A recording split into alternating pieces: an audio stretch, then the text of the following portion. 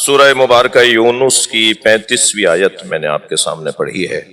پہلے آیت کا تبرکن ترجمہ کروں گا اور پھر آج کی پہلی تمہیدی مجلس اعضاء سے کچھ عرائض، کچھ پیغامات، کچھ مطالب، کچھ نکات اپنے محترم مجمع کے سامنے رکھنا چاہوں گا۔ ارشاد حضرت احدیت ہو رہا ہے، قل هل من شرکائکم من یہدی الی الحق۔ اے میرے حبیب، ان سے کہیے کہ کیا ان کے معبودوں کو، ان کے الہوں کو جنہیں یہ شریک اللہ قرار دیتے ہیں، ان کے پاس یہ صلاحیت ہے کہ وہ تمہیں حق کی طرف ہدایت کریں۔ قل اللہ یہدی للحق۔ اے میرے حبیب، ان کا جواب روشن ہے، آپ ان سے کہہ دیجئے کہ اللہ ہی ہے جو حق کے لیے ہدایت عطا کرتا ہے۔ افمن یہدی الی الحق احق ان یتبع ام من لا یہدی الی ان یہدی۔ کیا جو خود حق کی ہدایت کا محتاج ہے اس کی اتباع کی جائے گی یا اس کی اتباع کی جائے گی جو حق تک پہنچ چکا ہے؟ فما لکم کیف تحکمون۔ تمہیں کیا ہو گیا ہے؟ تم کیسے فیصلے کرتے ہو؟ گویا تم ان کے پیچھے لگتے ہو کہ جو خود حق کے محتاج ہیں، جبکہ ہونا تو یہ چاہیے کہ تم ان کی اتباع کرو جو خود حق جانتے ہیں۔ یہ آیہ کریمہ ہے جس پر مجھے آپ کی خدمت میں تقریباً 10 دن حاضر رہنا ہے۔ مختلف پیغامات ہیں، مختلف بحثیں ہیں، مختلف مضامین ہیں جو اس طالب علم نے سوچی ہیں، جو بالترتیب کوشش کی جائے گی توفیق الہی حاصل ہونے کی صورت میں۔ عزیزان گرامی، آج اس سزا خانے کی پہلی مجلس ہے، پہلی محرم ہے، موسم اذا اپنے کمال پر ہے، اذا خانے سج چکے ہیں، علم کے پھریرے نئے ہو چکے ہیں، ذاکرین، سوسخان، نوحہ خان، ماتمی حضرات فرزند زہرا کے غم میں سیدہ کو پرسہ دینے کے لیے تیار ہو چکے ہیں، اور یہ شہر کی دوسری مجلس، اور پھر رات دیر تک اس شہر میں اور پھر پورے پاکستان اور پھر پوری دنیا میں امام حسین کے پروانے جمع ہونا شروع ہو رہے ہیں۔ ان حسین کیست کہ ہمیں عالم دیوانہ اوست۔ یہ آخر حسین ہے کون کہ جن کے نام میں ایسی کشش ہے، جو جب سنتا ہے حسین تو اس کا دل مڑنے لگتا ہے، اور وہ اس شمع کے گرد پروانوں کی طرح گھومنے لگتا ہے۔ اس نام میں کیا اثر ہے، اس نام میں کیا تاثیر ہے؟ اللہ نے اس نام اور اس ذات کے ذریعے سے جو ہدایت کا نظام بنایا ہے، دنیا میں کسی یونیورسٹی میں ایسی کلاس نہیں لگتی جیسے حسین کے نام پہ لگتی ہے۔ ہر آنے والا عقیدت کے ساتھ آتا ہے، احترام کے ساتھ آتا ہے، فرش عزا پر جوتیاں اتار کر بیٹھتا ہے، اپنی حیثیت کو مٹاتا ہے، اپنی میں کو ختم کرتا ہے، اپنے بارے میں یہ سوچنا چھوڑ دیتا ہے کہ وہ کون ہے۔ جو جتنی دیر تک حسین کے نام پر بچھے ہوئے فرش پر بیٹھتا ہے، اتنی دیر تک اپنی ذات کی نفی کرتا ہے۔ اسے کہتے ہیں تربیت۔ اور پھر جب وہ اپنی ذات کی نفی ارادتاً، قصداً، نیتاً کر کے مجلس میں آتا ہے، اور پھر ممبر سے کسی آیت کی تفسیر بیان ہوتی ہے، تو اسے کہتے ہیں تعلیم۔ یعنی نظام حسینی میں تربیت پہلے ہے اور تعلیم بعد میں۔ یعنی آنے والا پہلے تربیت کا ارادہ کرتا ہے کہ مجھے اچھا انسان بننا ہے۔ کوئی پہنچائے ہمارے یہ الفاظ ان لوگوں تک جنہوں نے اب تک عزاداری کو سمجھا نہیں ہے، جو خامہ خواہ کی روایتی تناؤ اور کھچاؤ کا شکار ہیں۔ انہیں کوئی آ کر بتائے کہ آؤ یہ کشتی وہ کشتی ہے جو نجات عطا کرے گی، جس کشتی میں سوار ہونے والا کبھی بھی دوزخ کی طرف نہیں جائے گا، بلکہ اس کشتی میں سوار ہونے والے کی عزت یہ ہے کہ یہ کشتی اسے جنت تک لے جائے گی، آخرت میں جنت ملے گی اور دنیا میں اطمینان ملے گا۔ بڑی بڑی شخصیتیں، بڑے بڑے نام، بڑے بڑے حیثیت رکھنے والے لوگ سونے کے لیے اور آرام کرنے کے لیے دوائیوں کا استعمال کرتے ہیں۔ عزیزان گرامی، کسی کی تنخواہ 20 لاکھ روپے بھی ہو اور اس کے پاس دولت اطمینان نہ ہو تو کیا فائدہ ہے اس دولت کا جو اطمینان نہ دیتی ہو؟ لیکن جو دولت ہمیں اطمینان عطا کرتی ہے وہ دولت عزائے حسین ہے۔ صلوات پڑھ لیں محمد و آل محمد۔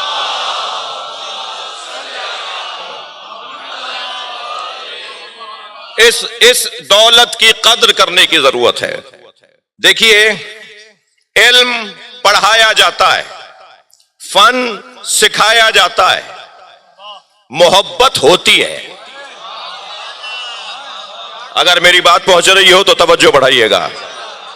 علم تعلیمی درسگاہوں میں پڑھایا جاتا ہے، فن تکنیکی درسگاہوں میں سکھایا جاتا ہے، مگر محبت فطری ہوتی ہے۔ کوئی دادا کو آ کر پڑھاتا اور سکھاتا نہیں ہے کہ پوتے سے محبت کیسے کرنی ہے۔ جی، محبت ہوتی ہے۔ یہ جہاں جہاں بھی آپ کہیں نا کہ یہ ہوتی ہے، اسے کہتے ہیں فطرت۔ محبت کا تعلق فطرت کے ساتھ ہے، اور فطرت سنی شیعہ نہیں ہے، فطرت ہندو مسلم نہیں ہے، فطرت انسانی فطرت ہے، چاہے وہ کوئی کلمہ پڑھتا ہو۔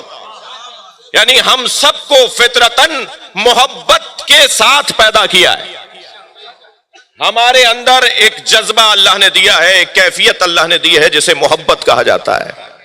اب محبت کی پھر تصویریں ہیں، کبھی رشتہ داروں سے محبت، کبھی زوجہ سے شوہر کی محبت، کبھی انسانی رشتوں کی بنیاد پر محبت، اور کبھی دین کی بنیاد پر محبت۔ عزیزو، جو محبت قرابت داری کی بنیاد پر ہے، جیسے حضرت نوح اور حضرت نوح کے بیٹے کی محبت، یہ محبت ہی تو تھی جو حضرت نوح نے فرمایا کہ یہ میری اولاد ہے، یہ میرا بیٹا ہے، یا اللہ یہ میرا بیٹا ہے، جو ڈوب رہا تھا، جو غرق ہو رہا تھا۔ تو اللہ نے کیا جواب دیا؟ اللہ نے جواب دیا، یہ تمہارے اہل میں سے نہیں ہے۔ وہاں قرابتی محبت تھی، مگر عزیزان گرامی وہ کام نہیں آئی۔ زن و شوہر کے اندر محبت ہے، وہ بھی فطری ہے، اللہ قرار دیتا ہے، مگر بعض اوقات وہ محبت بھی کام نہیں آتی۔ حضرت لوط علیہ السلام اور حضرت نوح علیہ السلام کی زوجاؤں میں ازدواجی محبت تھی، مگر فخانتہما، قرآن یہ کہہ کے حضرت لوط اور حضرت نوح کو تسلی دیتا ہے کہ ان دونوں نے ہمارے صالح بندوں کے ساتھ خیانت کی۔ یہ قرآن ہے۔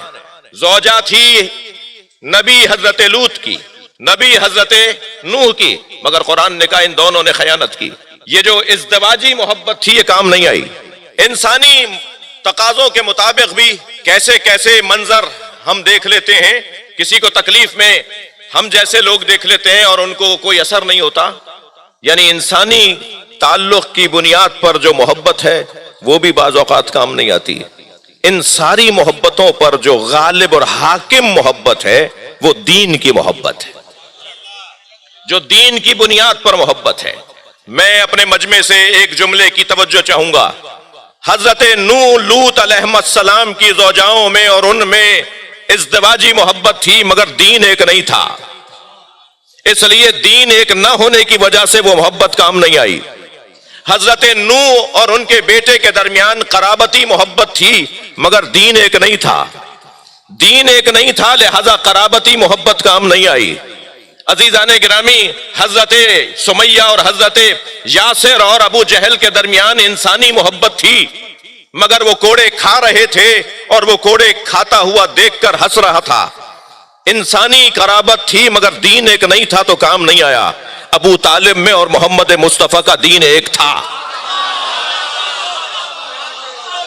ورنہ قرابتی محبت کام نہ آتی۔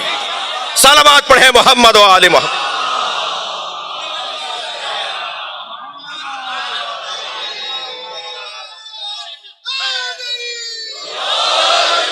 ये जो मोहब्बत है ये फितरत है, और तमाम दीन का खुलासा मेरे बच्चों जवानों, आपको ज्यादा तवज्जो आपसे चाहूंगा।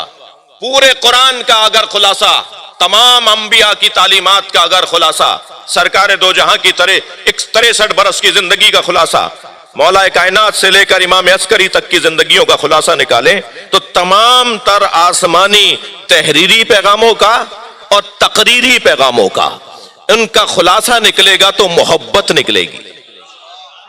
जिसे सरकार दो जहां ने एक मुख्तसर तरीन हदीस में यूं फरमाया, हलिद्दीन इल्लल हुब वल बुग़्ज़, क्या दीन मोहब्बत और नफरत के अलावा कुछ और है? सारे दीन का खुलासा है मोहब्बत और नफरत। अब ये मोहब्बत किससे हो और नफरत किससे हो, ये जो तलाश है ना कि मोहब्बत किससे हो और नफरत किससे हो, ये है वो मेरिट की तलाश, ये है वो काबिलियत की तलाश, ये है वो अहल की तलाश, ये है वो हक समझने वाले की तलाश, ये है वो हक की तलाश। और नफरत किससे हो, ये है ना अहल की तलाश, बद किरदारों की तलाश, यजीद की तलाश। बस जब ना अहलों से हमारा तारुफ हो जाए, मैं एक जुमला जरूर कहूंगा, इस्लाम शनासी जहां हुनर है, इस्लाम समझना जहां हुनर है, वहां कुफ्र समझना भी हुनर है। सिर्फ इस्लाम शनासी काफी नहीं है, कुफ्र शनासी भी हमारे दीन का हिस्सा है।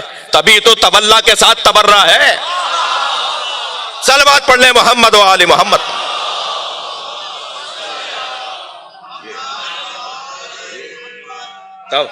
तबर्रा में सबसे पहली नफरत तो अल्लाह के दुश्मन से है ना। तबर्रा शुरू ही वहां से होता है जहां अल्लाह का दुश्मन सामने आ जाए। सबसे पहली नफरत अल्लाह के दुश्मन से है, सबसे पहली नफरत अल्लाह के दुश्मन से, फिर रसूलुल्लाह के दुश्मन से, फिर मौला अली के दुश्मन से, फिर अहले बैत के दुश्मन से। ये तबर्रा तो इस्लाम शनासी के साथ कुफ्र शनासी लाजिम है। तो अब जब अहल की तलाश होगी, जब अहल की तलाश होगी तो इसे मोहब्बत कहते हैं। और जब ना अहल से ला ताल्लुकी, ना अहल को पहचानेंगे तो ला ताल्लुकी होगी, ना अहल को जानेंगे तो ला ताल्लुकी होगी। अजीजान गिरामी, उन सिफात को समझेंगे तो ला ताल्लुकी होगी। आइम्मा अहले बैत ने ना बताया होता कि जालिमों की सिफात क्या है, मसलन ना अहलों की सिफात क्या है, आइम्मा ने बताया, कुरान ने बताया है। कुरान ने अगर मुशरिकों की कैफियतें ना बताई होती, कुरान ने अगर मुनाफिकों की हालतें ना बताई होती, तो शायद हम भी कहते कि ये बहस बस है, इस बहस को करना ही नहीं चाहिए।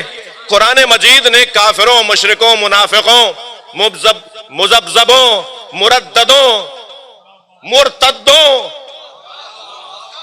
ये सारे अल्फाज कुरान मजीद के हैं, इन सब की सिफात को बयान किया है। तो कुरान चाहता है कि तुम इन्हें भी पहचानो और कुरान चाहता है तुम उन्हें भी पहचानो। तो अब क्या करें कि हमारे पास क्योंकि कम वक्त है तो हमारी ज्यादा तवज्जो होती है कि हम उन्हें पहचाने जिनके अंदर अहलियत पाई जाती है,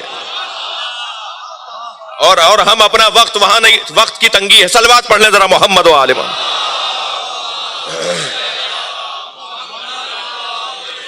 बहुत बड़ा मजमा है, एक बुलंद और बेहतर सलवात हदिया कर। अल्लाहुम्मा सल्ली अला मुहम्मद व आले मोहम्मद। और जब इस अंदाज से, तो अब यह है जो मोहब्बत का, लिहाजा मैंने आपसे अर्ज किया कि हमारी सारी तवज्जो इस बात पर है कि हमें अहल लोगों को पहचानना है। जी, मेरा जुमला कस्दन तकरारी जुमला है। हर जगह एक ही आवाज के मेरिट पे तकर्रुरियां होनी चाहिए, मेरिट पे दाखिले होने चाहिए, मेरिट पे पार्टी टिकट्स मिलने चाहिए, मेरिट पे तबादले होने चाहिए। हर जगह एक ही आवाज के मेरिट मेरिट मेरिट। हम भी तो 1400 साल से यही कह रहे हैं कि नबी के बाद मेरिट पे मानना चाहिए।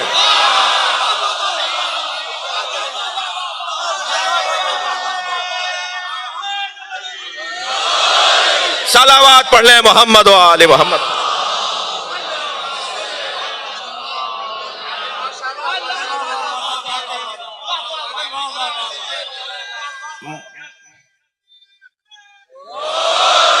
یہ جو فطرت ہے نا، فطرت اپنے مضمون پر ہوں، محبت فطری ہے.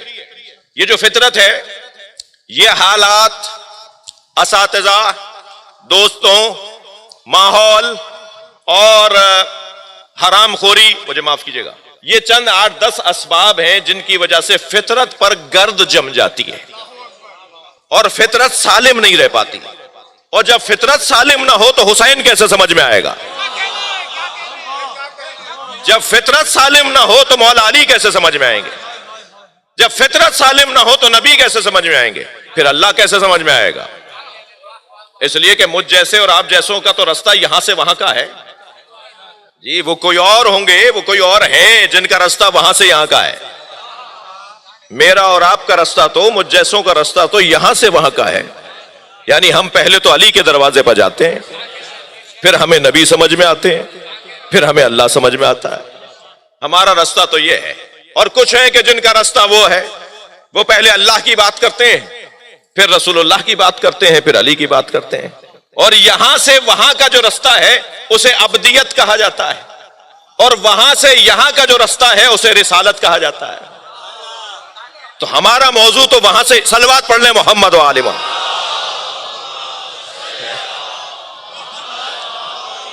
بھائی آپ کی توجہات مجھے بہتر چاہیے. یہ طے ہے کہ فطرت جب ان تمام اسباب کا شکار ہو جاتی ہے تو فطرت پر گرد جم جاتی ہے، اور فطرت کارگر نہیں رہتی، کار فرما نہیں رہتی. تو میرے مولا علی فرماتے ہیں نہج البلاغہ میں کہ اللہ نے انبیاء کرام کو مبعوث ہی اس لیے کیا ہے کہ فطرت پر جمی ہوئی گرد کو ہٹائیں. فطرت پر جمی ہوئی گرد کو ہٹائیں. اور جب فطرت پر جمی ہوئی گرد ہٹنا شروع ہوگی تو پھر فطرت کام کرنا شروع کرے گی.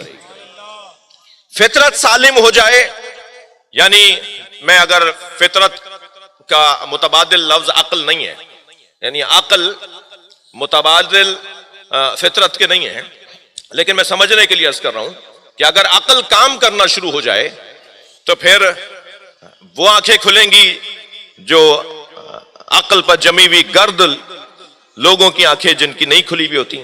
تو فطرت کو سالم کرنا ہے. فطرت کو سالم کرنا، اس کے لیے ضروری کیا ہے، کیا کریں؟ دیکھیں، میری مجبوری ہے کہ میں نے ابتدائی آج کی تمہیدی مجلس میں فلسفہ ازا، ضرورت ازا، مجلس کا مقصد، ہم یہ کیا کرنے بیٹھے ہیں، ہم آج سے کیا کام کرنے شروع جا رہے ہیں، کیا کام شروع کرنے جا رہے ہیں، یہ اس پہ میں تھوڑی دیر غور کر رہا ہوں. یہ جب فطرت سالم ہوگی، جب فطرت کام کرنے لگے گی تو لامحالہ خود بخود خودکار اسے ہدایت نصیب ہوگی، اسے صحیح چیزیں نظر آئیں گی، وہ حقیقت تک پہنچے گا، وہ واقعیت تک پہنچے گا، وہ مانے اور سمجھے گا جو ماننا اور سمجھنا چاہیے. لہذا فطرت کو سالم کرنے کا کیا طریقہ ہے؟ فطرت کو سالم کرنے کا طریقہ، انسان نسیان کے خاندان کا لفظ ہے. نسیان یعنی بھولنا، بھول. ہم 10 دن پہلے ہم کہاں تھے، کیا کیا کیا، کیسے دن گزارا، ابھی اگر مجھ سے آپ پوچھ لیں تو مجھے شاید گھنٹہ لگ جائے گا سوچنے میں کہ 10 دن پہلے ہم نے کیا کیا. جی، قرآن اترا ہے 1400 سال پہلے. قرآن سمجھانے والے سن 11 ہجری میں رحلت کر گئے. قرآن کو روشن کرنے والے علی مولا سن 40 ہجری میں نجف اشرف میں سو گئے. امام حسن سن 50 ہجری میں مدینہ منورہ میں محو خواب ہوئے. امام حسین سن 61 ہجری میں کربلا کے میدان میں آرام فرمائے ہیں. یہی ترتیب 11ویں امام تک ہے. اب اللہ نہیں چاہتا تھا کہ اپنے نظام کو کسی نتیجے کے بغیر بند کر دے. اللہ نے 12ویں کو غیبت میں رکھا ہے کہ پہلے تم کربلا سمجھ لو تو مہدی آ جائے. صلوات پڑھ لیں محمد و آل محمد.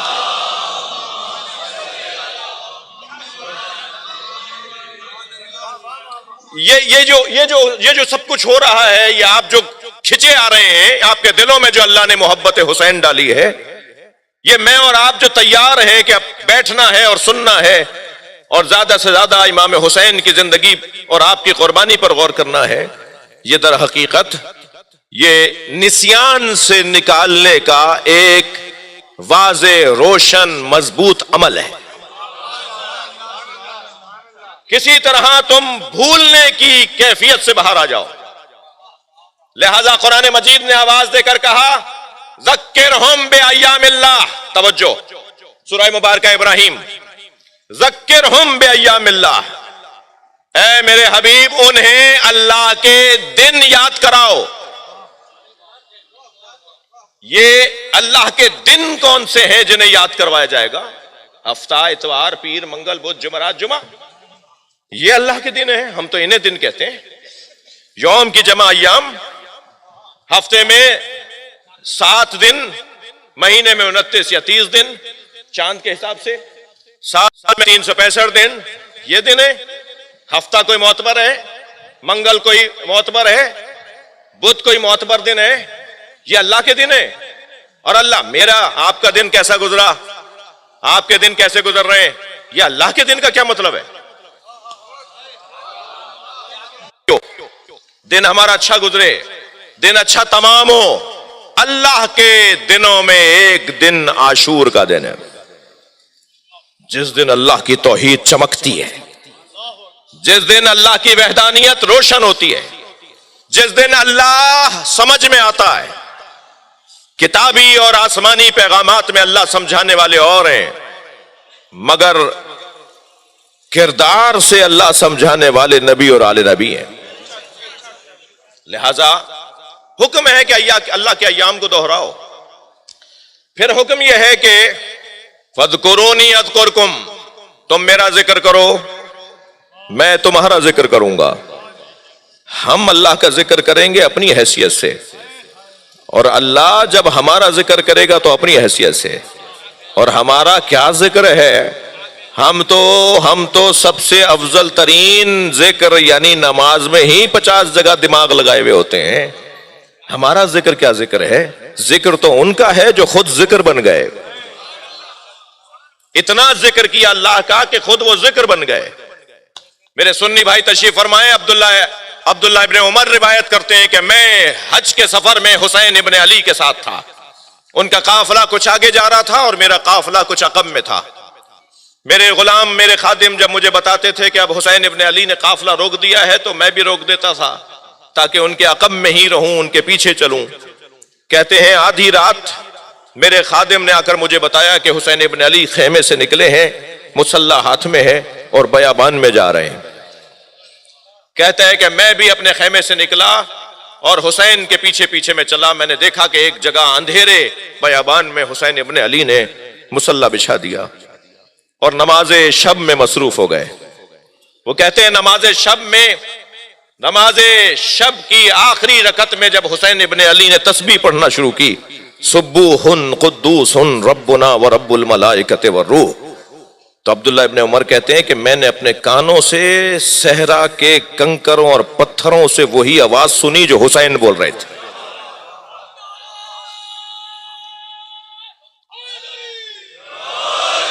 جو خود اللہ کا ذکر بن جائیں، اتنا جنہوں نے ذکر کیا ہو۔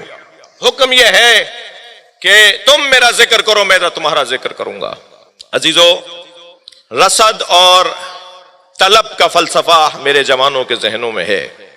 بازار میں، مارکیٹ میں اس چیز کی رصد ہوتی ہے جس چیز کی طلب ہوتی ہے۔ جو چیز مانگی جاتی ہے وہی چیز دکان پہ لا کے رکھی جاتی ہے۔ جس کے خریدار ہوتے ہیں اسی کو دکان پہ لا کے سجایا جاتا ہے کہ اس کے خریدار موجود ہیں۔ توجہ، اب ایک جملہ یہ ذہن میں بٹھا لیجئے۔ اب میرا محترم مجمع کے ساتھ ایک سوال۔ حضرت ابراہیم بت توڑنے گئے بت خانے میں، اور چھوٹے چھوٹے بتوں کو ناقص کر کے بڑے بت کے گلے میں کلہاڑی لٹکا دی۔ چھوٹے بتوں میں کسی کی آنکھ پھوڑی تو کسی کا پیٹ پھاڑا، تو کسی کا پیر توڑا، تو کسی کا کان کاٹا، کسی کی ناک کاٹی، اور ایک بڑے بت کے گلے میں کلہاڑی لٹکا دی۔ اور جب آئے تو اس کے بعد آپ نے دیکھا کہ کتنا بڑا بلوا مچا کہ حضرت ابراہیم کو آگ میں پھینکنے کی تیاریاں ہو گئیں۔ کہ اس نے ہمارے خداؤں کی توہین کی ہے، لہذا اس کی سزا یہ ہے کہ اسے آگ میں جلا دیا جائے۔ حضرت ابراہیم کے بھی تو چاہنے والے تھے، وہ جو حضرت ابراہیم کے چاہنے والے تھے ان کے اوپر کیا گزر رہی ہوگی، ان کی کیا آزمائش تھی، لہذا اتنا بڑا بلوا مچا حضرت ابراہیم کے اس کام کے بعد۔ میرا سوال حضرت ابراہیم سے، اے خلیل خدا، آپ کے چچا نے تو کارخانہ لگایا ہوا ہے بت بنانے کا، آپ بت خانے کے بت توڑ کر آ گئے، آپ نے اپنے چچا کا کارخانہ بند کیوں نہیں کروایا؟ حضرت ابراہیم کے چچا آزر ان کا کارخانہ تھا بت بنانے کا، وہ بت بنا بنا کے مارکیٹ میں بیچتے تھے، تو حضرت ابراہیم نے چچا کا بت خانہ بند کیوں نہیں کروایا؟ جا کے بت کیوں توڑ دیے بت خانے کے؟ تو آواز آئے گی کہ اگر یہ کارخانہ بند کروا دیتا تو کوئی اور کارخانہ کھل جاتا۔ یہ مسئلے کا حل نہیں تھا کارخانہ بند کروانا، میں بت خانے میں جا کر بت توڑ کر آیا تاکہ بت سازی کے ساتھ بت پرستی کا مزاج مٹے۔ اگر معاشرے میں بت طلب ہی نہیں کیا جائے گا تو کارخانہ تو خود بند ہو جائے گا۔ اب سمجھ میں آتا ہے امام حسین برا تو یزید کو کہہ رہے تھے، اصلاح کرنے چلے ہیں امت کی۔ مولا آپ خود فرما رہے ہیں کہ یزید ایسا ہے، یزید ایسا ہے، یزید ایسا ہے، تو پھر آپ نے یزید کی اصلاح کیوں نہیں کی؟ آپ تو اپنے خطبے میں جو پہلا خطبہ امام حسین کا، اس میں فرماتے ہیں انما خرجت لطلب الاصلاح فی امت جدی، میں اپنے نانا رسول کی امت کی اصلاح کرنے جا رہا ہوں۔ مولا برا تو یزید، ایک برائی بھی نہیں بتائی آپ نے تو امت کی، امام حسین نے ایک برائی بھی امت کی نہیں بتائی۔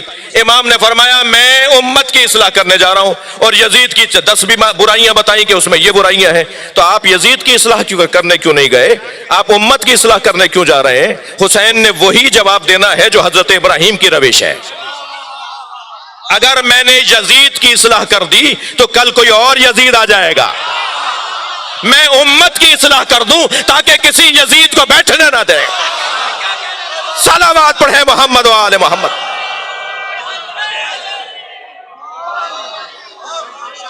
صلوات بر محمد و آل محمد۔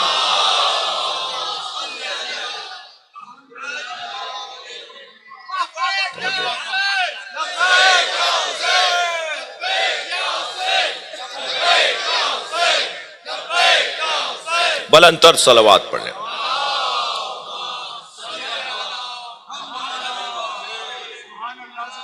دیکھیے، عام میں سنی شیعہ، کیونکہ میرا مجمع سنی شیعہ ہے، میں اپنے بھائیوں کا بڑا احساس کرتا ہوں، مجھے جذبات اور احساسات کا خیال رکھنا ہے، اور صرف مجھے نہیں رکھنا، آپ ہر فرد کو احساس رکھنا ہے۔ عزاداری شیعوں کی ملکیت نہیں ہے، میرا یہ تکراری جملہ ہے اور قصداً تکرار کرتا ہوں، عزاداری شیعوں کی ملکیت نہیں ہے۔ شیعہ امام حسین کی عزاداری کا مالک نہیں ہے، نوکر ہے۔ شیعہ امام حسین کی عزاداری کا نوکر ہے، اور نوکروں کو اپنی اوقات میں رہنا چاہیے، مالک کے مہمانوں کا خیال کرنا چاہیے۔ لہذا آج پہلی مجلس میں ذاکرین کو، جو مجھ سے سینئر ہیں ان سے دعا چاہیے، اور جو مجھ سے جونیئر ہیں یا جو میرا خیال کر رہے ہیں اور کریں گے، میرے اس جملے کو پسند کریں گے، میں ان کے لیے گزارش کر رہا ہوں، کوئی ایسا جملہ، کوئی ایسی بات، کوئی ایسا بیان جو کسی کو ہم سے دور کرے، آپ کو سلیقے سے بات پہنچانی ہے، آپ کو ہنرمندی سے اپنا موقف پہنچانا ہے، آپ کو سجا کر اپنا عقیدہ سمجھانا ہے۔ چڑھانا، چٹکی بھرنا، نفرت پھیلانا، یہ ان مجلسوں کے ساتھ جڑتا نہیں ہے۔ یہاں آنے والا امام حسین کے نام پر آیا ہے، اور اگر میں خطیب اس حسین کے نئے مرید کو، اس مولا حسین کے نئے چاہنے والے کو اپنے کسی ایک جملے سے دور کر دوں گا تو میں نشتر پاک کی مجلس سے دور نہیں کر رہا، میں اسے اہل بیت سے دور کر رہا ہوں۔ تو سنگین جرم قرار پائے گا میری طرف سے کہ میں کسی ایک اہل بیت کے چاہنے والے کو عزاداری سے دور کر رہا ہوں۔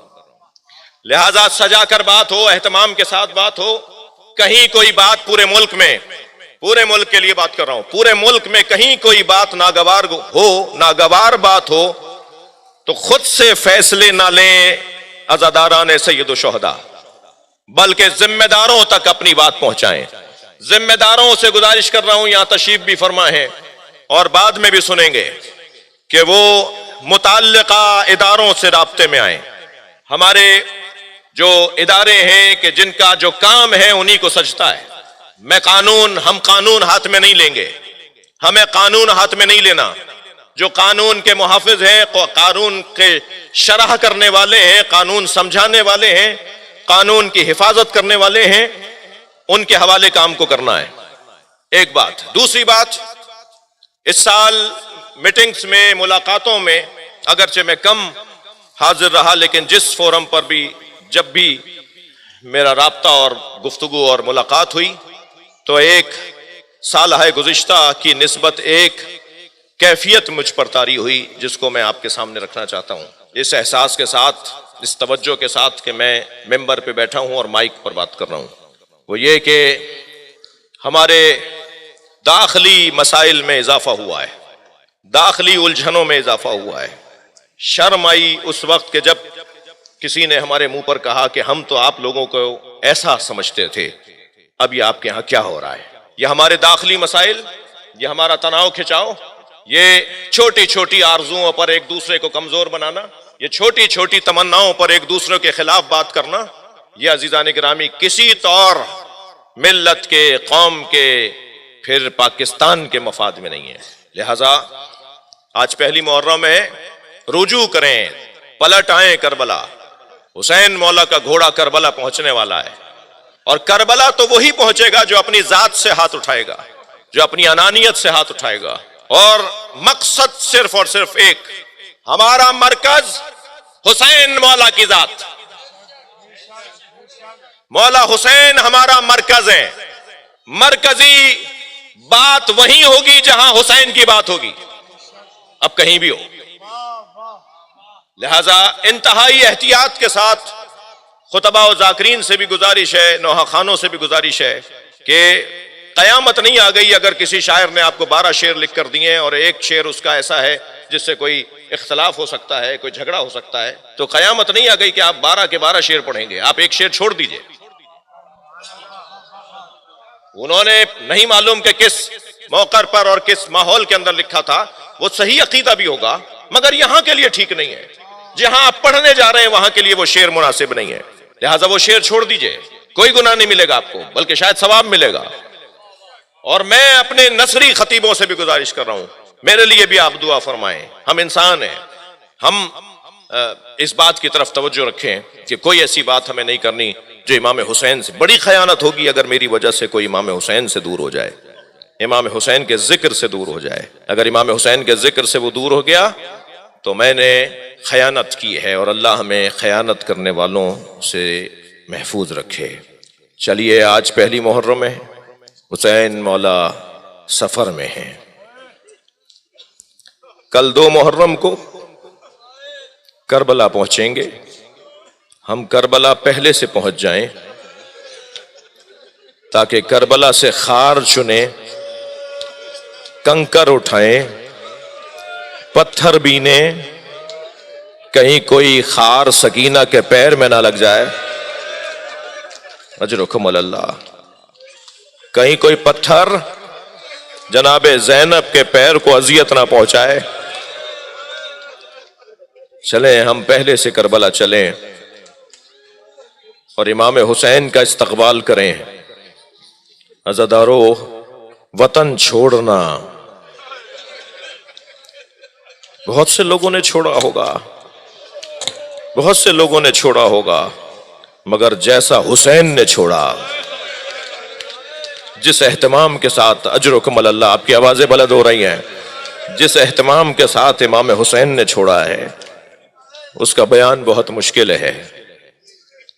ولید نے دربار میں امام حسین سے سوال بیعت کیا، جب دربار میں حضرت تشریف فرما ہوئے تو حضرت نے تمام جوانان بنی ہاشم کو باہر روک کر فرمایا، میرا ان سے مذاکرہ ہے، تم سب باہر رکو گے، میں تنہا جاؤں گا۔ اور سیڑھی چڑھتے ہوئے مڑ کر دیکھا اور حضرت عباس سے فرمایا کہ اگر میری آواز بلند ہو جائے تو تم آ جانا، اجرکم اللہ۔ اور جب دربار میں ولید نے امام حسین سے سوال بیعت کیا اور امام نے انکار کیا تو مروان نے آواز دے کر کہا کہ سوال بیعت پر اگر انکار ہے تو حسین کا سر ابھی کاٹ لو۔ امام نے مڑ کر دیکھا اور فرمایا اتقتلنی انت ہم ہوا یبن زرقا، اے بد کردار ماں کی اولاد، تو مجھے مارے گا یا تو مجھے مارے گا؟ بس امام کی آواز بلند ہونی تھی کہ دروازہ کھلا۔ وہ دروازہ کیا کھلا کہ سامنے دیکھا کہ عباس علمدار تلوار تانے آ رہے ہیں۔ مولا آپ کو کسی نے اذیت پہنچائی؟ وہاں سے امام حسین جب لوٹے ہیں تو سب سے پہلے جناب زینب کے گھر گئے ہیں۔ فرمایا زینب اب مدینہ رہنے کے قابل نہیں رہا۔ اجرکم اللہ، اجرکم اللہ۔ آپ کی آوازیں جب بلند ہوتی ہیں نا تو مجلس کے اندر نور بڑھنے لگتا ہے، روحانیت بڑھنے لگتی ہے۔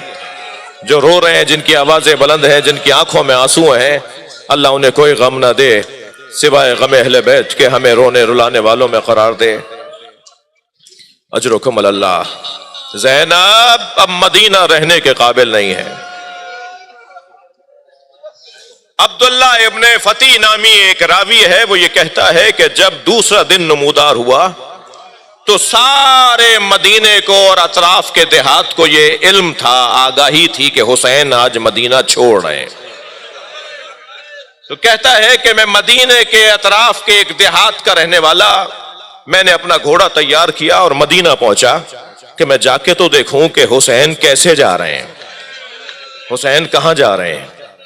وہ کہتا ہے کہ میں جب اس کوچے میں پہنچا جو رستہ حسین کے گھر کا رستہ تھا، تو میں نے کیا دیکھا کہ محملیں سجائی جا رہی ہیں، اماریاں باندھی جا رہی ہیں، گھوڑوں کی زینے اور لگامیں کسی جا رہی ہیں، اور حسین ابن علی اپنے گھر کے باہر ایک کرسی پر بیٹھے اور تقریباً 32 جوانوں کا حلقہ ہے جو حسین کے گرد ہے، اور ہر جوان اتنا مستعد نظر آ رہا ہے کہ اگر کوئی حسین کی طرف ٹیڑھی نگاہوں سے دیکھے تو شاید وہ دیکھنے سے پہلے آنکھ نکال دیں۔ شان کے ساتھ حسین کا احترام اور حسین کی حفاظت ہے، اور حسین کرسی پر بیٹھے ہوئے انتظامات کو دیکھ رہے ہیں۔ پھر ایک مرتبہ آواز آئی کہ مجھے بتایا جائے کہ تیاری مکمل ہے، تو حضرت علی اکبر قریب آ کر کہتے ہیں کہ ہاں بابا تیاری مکمل ہے۔ تو جب تیاری مکمل ہونے کا سنا تو ایک مرتبہ دروازہ کھلا، گھر کا دروازہ کھلا، اور آگے آگے قاسم چل رہے تھے، اور ان کے پیچھے برقعے میں ایک بی بی تھی جس کے چلنے کا وقار ایسا تھا کہ اس کے ایک ایک قدم پر دل دہلتا تھا، اس کی جلالت بہت زیادہ تھی۔ آگے بڑھ کر قاسم ابن حسن نے اس بی بی کو محمل میں سوار کیا، محمل اٹھائی گئی، اونٹ اٹھایا گیا، اونٹنی اٹھائی گئی۔ یہ بھی یاد رہے جن جن سواریوں پر بی بی بیٹھی ہیں وہ ناقے تھے، وہ نر نہیں تھے، مادہ تھیں۔ اس کا نتیجہ اس کے اوپر بات پھر کبھی اور ہو۔ اور وہ ناقہ اٹھایا گیا، وہ آگے بڑھایا گیا۔ پھر اس کے بعد بیت الشرف سے عباس برآمد ہوئے، اور عباس کے عقب میں 2 بیویاں تھیں، اور ان بیویوں کو عباس علمدار نے ایسے سوار کیا کہ اپنا گھٹنا ٹیک دیا، اور بیویاں عباس کے گھٹنے پر سہارا لے کر محمل میں بیٹھ رہی تھی۔ اس پر میں نے پوچھا کہ یہ کون 2 بیویاں ہیں؟ کہا ایک علی کی بڑی بیٹی زینب اور ایک علی کی دوسری بیٹی ام کلثوم۔ اجرکم اللہ، اجرکم اللہ۔ اللہ آپ کو کسی غم میں نہ رلائے۔ کہتے ہیں کہ بی بی کو محمل میں بٹھایا گیا اور وہ محمل جب اٹھائی گئی تو قافلہ اب تیار تھا، ساری بیویاں بیٹھ چکی تھیں۔ ایک مرتبہ آواز دی حسین ابن علی نے، میرا راہوار کہاں ہے؟ تو حضرت کا ایک غلام ذوالجناح کو قریب لے کر آیا۔ حضرت ذوالجناح پر جیسے بیٹھے تو ایسے ہی برابر، جیسے بلا تشبیہ، جیسے فوجی حضرات کے پیروں کی اور بیٹھنے کی ایک آواز آتی ہے، ایسے ہی سارے بنی ہاشم کے جوان ایک پر ایک کے بعد ایک مرتبہ بیٹھنا شروع ہو گئے، مگر عباس نہیں بیٹھے۔ قافلہ تیار ہے، عباس ابھی گھوڑے پہ نہیں بیٹھے۔ مولا حسین کے گھوڑے کے قریب آ کے کہتے ہیں، مولا قافلہ بڑھایا جائے؟ فرمایا ہاں عباس، قافلہ جاری کیا جائے، قافلہ رواں کیا جائے۔ تب عباس علمدار گھوڑے پر بیٹھے، کہتا ہے 2 قدم گھوڑا حسین کا چلا تھا کہ ایک مرتبہ زینب کبریٰ کے محمل سے پردہ ہٹا اور زینب نے آواز دے کر کہا، بھائی تو میں فاطمہ صغریٰ بلا رہی ہے۔ اجرکم اللہ، اجرکم اللہ۔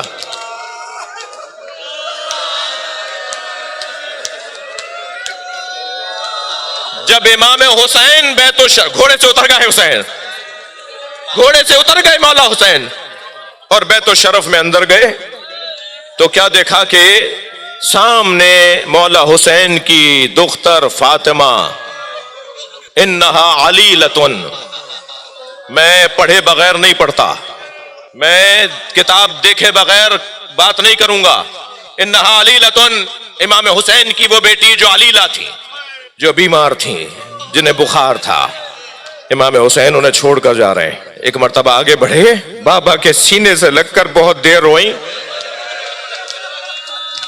اور کانپتی ہوئی آواز میں کہا، کوئی سبیل ہے کہ میں بھی چلوں؟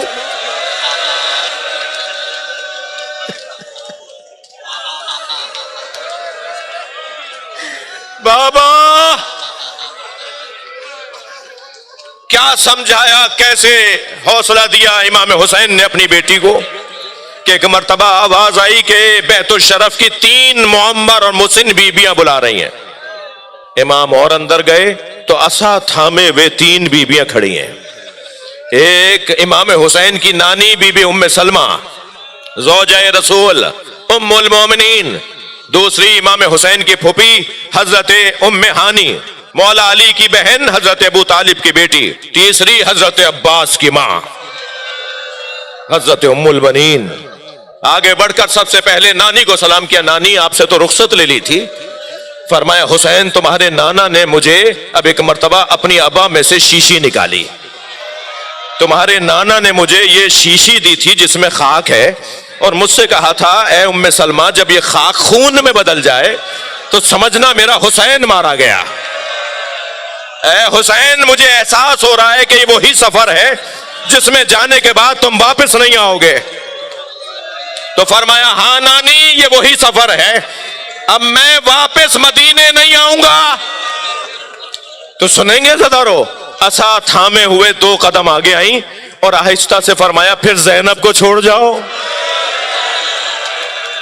اجرکم اللہ، اجرکم اللہ، پھر زینب کو چھوڑ جاؤ۔ فرمایا نانی زینب کے ذریعے میرا پیغام پہنچے گا۔ حضرت ام ایمن کی طرف دیکھا، وہ بھی اماں آپ نے مجھے بلایا؟ فرمایا حسین ہمارے گھر میں جب بڑی مصیبت آنے والی ہوتی ہے تو ہمارے گھر میں بسنے والی جناتنیاں روتی ہیں، کل رات سے جناتنیوں کے رونے کی آوازیں آ رہی ہیں۔ فرمایا بی بی یہ میرا نوحہ پڑھ رہی ہیں۔ پھر حضرت ام البنین کی طرف دیکھ کر فرمایا اماں آپ نے مجھے یاد کیا؟